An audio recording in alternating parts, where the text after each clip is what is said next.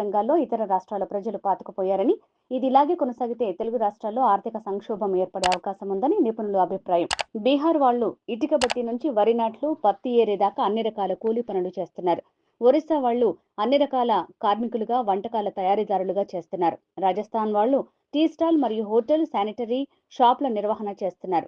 2 తెలుగు రాష్ట్రాల్లో షాపులు వీళ్ళవే. ఉత్తరప్రదేశ్ వాళ్ళు టైల్స్ వేసే పని నుంచి పెయింటింగ్, అన్ని రకాల ఇంటి లోపలి అలంకరణలు చేస్తున్నారు. కేరళ వాళ్ళు ఇంగ్లీష్ బోధించే టీచర్లుగా పనిచేస్తున్నారు. కర్ణాటక వాళ్ళు భవన నిర్మాణ కూలీలుగా పనిచేస్తున్నారు.